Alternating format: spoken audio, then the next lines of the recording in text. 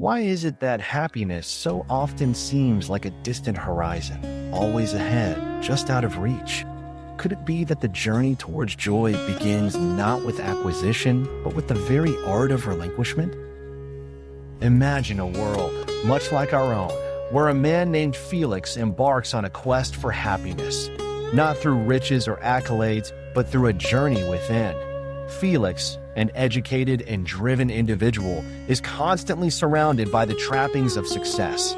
Yet, amidst all, he finds himself restless, as if wandering in the shadows of a world lit by someone else's expectations. Felix's mornings begin with the wails of an anxious mind, the weight of societal pressures making each day a test of endurance.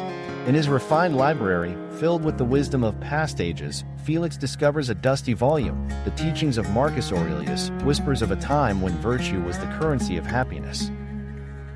The text opens his eyes. You have power over your mind, not outside events. Realize this and you will find strength.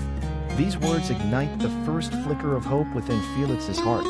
He discovers the first rule of Stoic happiness, understanding the dichotomy of control. Could it be that his tumultuous emotions stem from wrestling with events beyond his power? Felix decides, henceforth, to choose his battles wisely, sifting through thoughts as one might sort pebbles on a beach.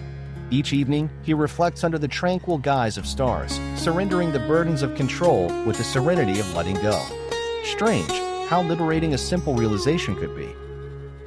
The second rule reveals itself through Epictetus. Wealth consists not in having great possessions, but in having few wants. Felix adverts his gaze inward, confronting the craving tendrils of consumerism that bind his soul. He realizes the paradox of wanting. The more he desires, the more he sponsors his own dissatisfaction. Could joy have always existed in the embrace of simplicity? Felix crafts a new routine, embracing frugality not as austerity, but as a celebration of enough. He finds himself savoring the warmth of the sun, the laughter shared over a modest meal, a symphony of joys once too small to see. Then comes the third lesson, a more fatty love of fate. In the past, Felix raged against the tide of misfortune, envisioning life as a narrative gone awry. But Nietzsche's echo, wrapped in Stoic lineage, speaks to him. The task is not to see the world as it is, but to love it as it is. Felix learns to dance with the winds of chance, finding beauty in the scars etched by suffering. In accepting the whole of existence, ecstasy intertwined with sorrow, he discovers an unexpected liberation. The fear of loss dissolves into acceptance, forming a resilient cord of peace within. Following this revelation, Felix learns the art of mindfulness and presence. His previous days were a blur of anticipatory anxiety, but now the teachings prompt a return to the present moment. While we wait for life, life passes, warned Seneca. Felix, now vigilant, revels in the texture of the moment, the pages turning in a favorite book, the breath that sustains him, fully lived. Over time, his collection of rules forms a tapestry woven with threads of wisdom, the tranquility of detachment coupled with compassion, the discipline that guides towards joy, the grace of gratitude for what is rather than what is not.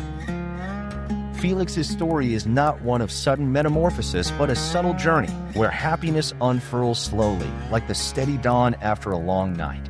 In the silence, he hears the Stoics murmur, timeless yet alive, a reassurance that happiness resides not in fantastical pursuits, but in the mastery of self, in the gentle embrace of the life lived truly. As the ancient texts now speak through him, Felix offers a resounding truth. Happiness is not a goal, but a way of being. It is the alignment with virtue, the courage to forge serenity amidst chaos, and the unyielding pursuit of the wisdom that whispers contentment is here, within, waiting like a faithful companion. To each of us, the path of Stoic happiness is yours to tread. The journey not marked by the applause of the masses, but by the quiet strength of a soul at peace. And so, the question remains, will you choose joy not as the world demands, but as your heart dictates? And